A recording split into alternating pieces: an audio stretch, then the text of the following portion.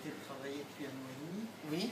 Je vous ai entendu parler de l'Arabie Saoudite, vous avez parlé aussi des salafistes égyptiens, Oui. en un terme pas très élogieux. Ce que j'ai noté, c'est que depuis le mois de juillet, l'Arabie Saoudite applaudissait, je dirais en quelque sorte, ce qui s'est passé le 30 juin. Oui. Et je comprends qu'aussi, ils soutiennent les salafistes, qui sont différents, je comprends, des frères musulmans, enfin distincts, des groupes distincts. Et quid quant au futur de l'action des salafistes?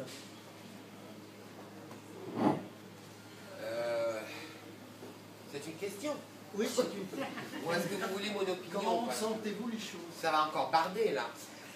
Écoutez, j'ai posé la question à des gens comme Dr Yahya Gamal, à Oustaz Tahani Gebeli. J'ai parlé même avec des gens de la commission, à M. Ramlo Moussa, tiens.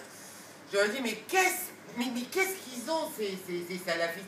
Pourquoi ils vous tiennent tous comme ça sous le bras? Est-ce qu'ils ont des photos de vous tous à poil sous la douche? Mais c'est grave quand même. Les salafistes, c'est grave. C'est du vrai chantage. C'est un vrai chantage. Mais attendez, je ne vois pas la fille. Parce que Corinne, elle a très beaux cheveux, je ne vois pas. Voilà. Non, c'est à vous que je parle, Philippe. C'est bien votre nom, Philippe. Oui, c'est ça. Non, je disais donc, les salafistes, le mot salafi veut dire en fait l'ancêtre. En arabe littéraire, je ne maîtrise pas vraiment, mais bon, j'essaye. Mon père nous m'aidera un petit peu. C'est bien. Donc, salaf salih. Donc, le bon, l'ancêtre qui est bon. Donc, finalement, théoriquement, tous les descendants donc, de cette... tous les musulmans font partie de ce groupe de salaf salih. Théoriquement. Après, bon, il y a eu des mouvements politiques aujourd'hui, il y a le Hizb en-Nour. Ce Hizb en-Nour, salafiste, a demandé la semaine dernière à ce qu'il y ait une clause dans la nouvelle constitution interdisant les partis politiques à background, ils appellent ça le background, khalfiyya, marga'iyya, religieux. Alors là, je ne sais pas si je dois rire ou pleurer, parce que, alors là, c'est grave quand même. C'est grave. Un parti religieux qui demande l'interdiction des partis politiques religieux, non mais ils nous prennent vraiment pour des imbéciles. Mais c'est un chantage politique, madame. Un chantage immense de haut niveau. L'Arabie Saoudite, je n'aime pas beaucoup en parler parce que d'abord, ils nous ont quand même énormément aidés après le 30 juin, ça jamais je n'oublierai.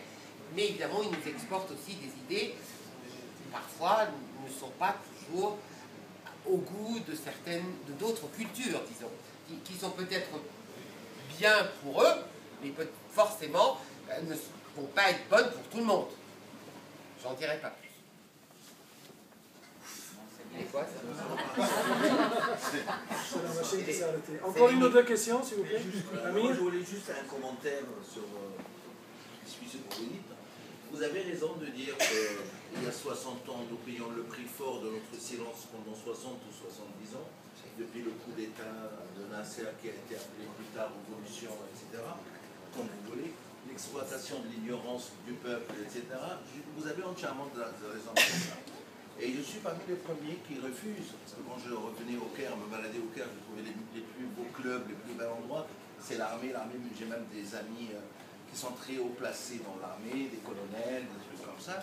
Et je leur ai dit, mais vous avez mangé le pays. Il ne faut pas déconner, vous avez mangé le pays. C'est pas sérieux ça. Vous n'êtes pas notre raison d'être, c'est nous sommes votre raison d'être. Donc je suis contre ça complètement. Bon, j'aurais préféré quand même l'armée que les frères musulmans, mais comme vous dites, la peste ou le choléra, non. Mais par contre, c'est un faux débat. Parce que là, cette fois-ci, et le 30 juin, spécialement, pour une fois, l'armée a fait le rôle pour lequel elle doit exister. Elle est venue défendre un peuple pris en otage par une bande de terrorisme. Merci. Et financer... Bravo. Bravo. Excusez-moi si vous permettez de continuer. Et selon les intérêts internationaux de certaines puissances, les États-Unis d'Amérique, pour ne pas les citer, des pays, des nains qui veulent devenir géants comme le Qatar, voilà. Ça y est, c'est dit. Voilà, c'est dit, non mais c'est clair et net, je le dis, moi je n'ai pas de tabou. Voilà, et voilà ce qui est... C'est ce qui se passe. Quelqu'un qui touche à l'âme de mon pays, ça je ne peux pas accepter. Peut-être qu'un deal entre les militaires et les frères musulmans aurait pu passer si les frères musulmans et les salafistes n'ont pas voulu toucher au fondement même de la personnalité égyptienne, au fondement, à l'âme de ce pays. L'armée, elle a fait ce qu'elle devait faire. Et moi, je suis contre un régime militaire, je suis à fond avec l'armée pour ce qu'elle a fait, parce que c'est son rôle. C'est pour cela qu'elle doit exister. Voilà, je voulais bien clarifier ce point-là. Oui, merci. Encore une question, s'il vous Une plaît. dernière question, J'ai juste un article là et je pensais, vous avez dit que vous alliez nous éclairer un petit peu, mais je reste sur ma faim, sur ce que vous appelez le coup d'État, qui n'en est pas un. C'est un article du Monde. Oui. Ah, vous voyez, il date, je ne sais pas, je crois qu'il y a un représentant du Monde ici, il date du samedi 19 octobre, et il parle d'une tradition d'osmose entre l'État et l'intelligentsia égyptienne. Donc, ma question, puisque vous avez parlé tout à l'heure à propos des médias étrangers, etc., Oui. qui ne propagent pas la bonne information, Oui. pourriez-vous nous expliquer pourquoi cet obscurantisme, pourquoi ce boisseau? Parce que là, on parle de coup d'État. Oui, je sais bien. Vous Il n'y disiez a ces pas que le monde. informations-là, comme Pas moi que qui le ne monde, suis pas... parfois, ils ont des choses. Moi, je n'ai des bons pas... papiers. Pardon? C'est vrai que dans le monde, il y a de bons papiers. D'accord. Sauf que moi, je suis un lecteur lambda ici en France, qui Un veut lecteur s'informer. Moyen. Monsieur tout le monde qui veut s'informer et qui veut avoir des idées sur ce qui se passe. Donc je me tourne sur des journaux qui, semblerait-il, en pignon sur rue. Et qu'est-ce que je lis? Je lis des coups d'État, j'ai lu des collusions entre l'intelligentsia et l'armée, etc. Alors, pourquoi Écoutez, je vais peut-être vous dire. Alors, première chose, vous devriez peut-être demander ça au monde. Peut-être pas à moi. Mais vu que, bon, je suis obligé de répondre, je vais vous dire quelque chose. Pourquoi le monde publie des choses pareilles? Il n'y a pas que lui, c'est pour ça Il n'y a pas que le monde, hein. Il n'y a pas que le monde. Il n'y a pas que le monde. Mais par contre, je tiens à signaler qu'il y a de très très bons papiers qui paraissent sur les pages du Monde et qui disent parfois une grande partie de la vérité. Vous savez, pas tous les jours. Évidemment, je ne leur demande pas non plus d'écrire sur l'Égypte tous les jours, hein. Ce serait quand même exagéré. Je ne veux pas parler d'un complot. Vous avez vous-même utilisé le mot obscuranturisme. Vous avez dit ça. collusion. Collusion. C'est énorme comme terme. Mais il y a un problème. Moi, je ne parle que de faits. Aujourd'hui, je suis là, je ne parle que de faits, de choses parfaitement documentées partout. Ce problème avec les médias dits occidentaux, dont fait partie votre journal, je ne connais pas ce papier, mais je vais aller le voir, je vais aller lire ça. Nous avons un problème d'ordre international, monsieur. Il n'y a pas que le monde. Il y a des agendas, des stratégies, des problèmes géopolitiques, des intérêts, des plans, des projets que le peuple égyptien a peut-être esquinté dans la Révolution. Il y avait tout un projet du nouveau Moyen-Orient, le Big Middle East, le New Middle East, je ne sais plus. Les projets de Madame Rice et d'autres.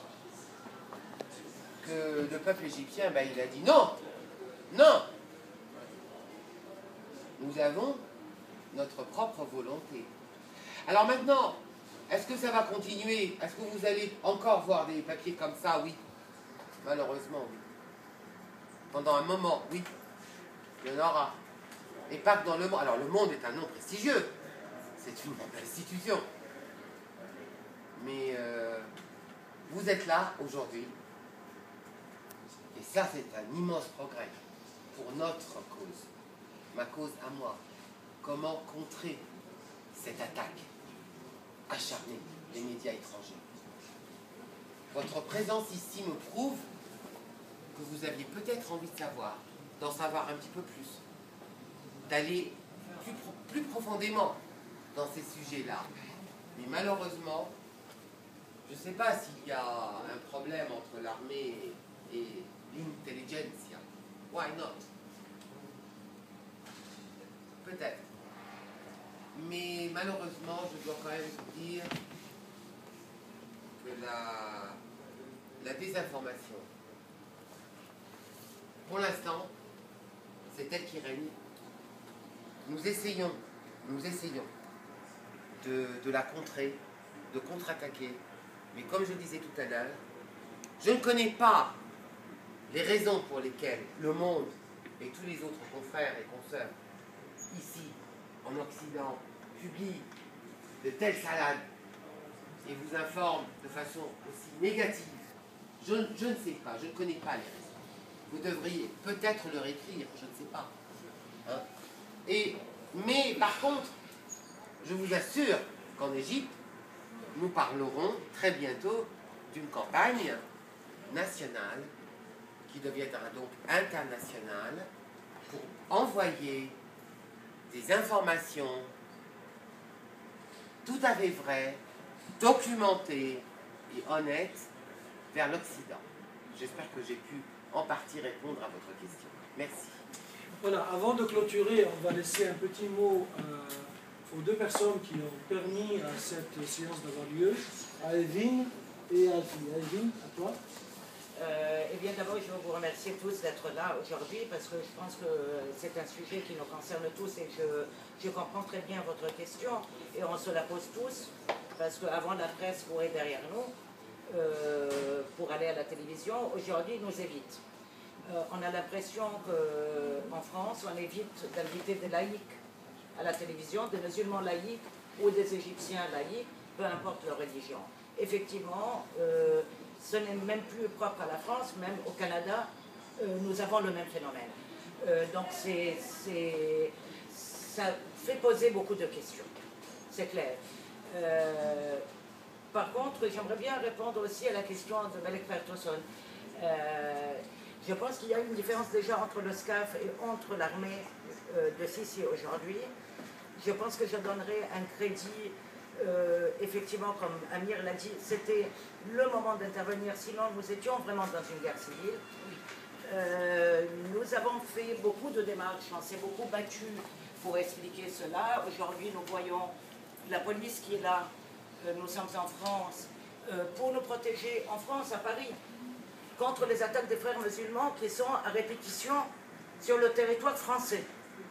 Alors, on a certainement beaucoup de mal à comprendre pourquoi est-ce que nos gouvernements en Occident, parce que nous sommes également européens, nous sommes français et européens et nous aimons nos pays. Alors aujourd'hui, nous ne comprenons pas pourquoi est-ce que nous sommes pris en gris, pas nos gouvernements. Parce que si en réalité, tout le monde le sait. Aujourd'hui, on voit des gens du Hamas qui sont dans la rue avec les Égyptiens, des frères musulmans, ici en France. Nous voyons des gens d'Al-Qaïda. Nous voyons des voitures extrêmement chères qui entourent les manifestations ici à Paris des frères musulmans. Et on se demande ce qui se passe. Alors on a décidé simplement avec de braves gens comme Jean, comme Alfie, comme notre ami qui est là, donc Reda, comme beaucoup d'autres et d'autres associations, d'aller frapper à chaque porte, chez chaque sénateur, chaque parlementaire, au Parti socialiste, partout, pour leur dire qu'est-ce qui se passe. Sommes-nous en France? Pourquoi il y a cette guerre contre des pays qui essayent de se libérer? Ça veut dire aujourd'hui, il y a aussi quelque chose qui nous gêne beaucoup en Égypte, c'est-à-dire cette politique qui est menée par l'Europe contre l'Égypte ou contre le pouvoir ou le gouvernement actuel en Égypte, qui est un pouvoir civil. On le rappelle très bien et clairement, puisqu'il vient de l'opposition. Notre Premier ministre est d'un parti de l'opposition, n'est-ce pas? Pourquoi cette guerre à tous les points de vue, que ce soit contre le tourisme? On veut capoter l'Égypte. On veut capoter cette façon de s'en sortir de la main des frères musulmans et des salafistes. Ce jeu, il faut qu'il s'arrête. Peu importe alors qui fait quoi, mais aujourd'hui nous voulons que ça s'arrête. Donc nous nous battrons avec ce qu'on appelle le droit, les droits de l'homme, tout ce qui est universel, nos convictions, pour essayer d'expliquer. Maintenant, on demande à beaucoup de personnes qui sont là aujourd'hui de s'investir encore plus peut-être avec nous, parce que nous seuls, nous sommes quand même peu, de s'investir avec nous pour commencer à expliquer, pour essayer de résoudre ce problème de notre pays. Voilà. Alors, je voudrais remercier Reda énormément d'être venu aujourd'hui et de parler surtout de ce sujet qui est très épineux. Parce qu'effectivement, quand on parle de la presse aujourd'hui, j'ai invité des gens du Figaro, d'autres journaux qui n'ont pas voulu venir, qui n'ont pas voulu s'exprimer. Donc on voit bien que le sujet dérange. Sinon, ils seraient venus. D'accord ?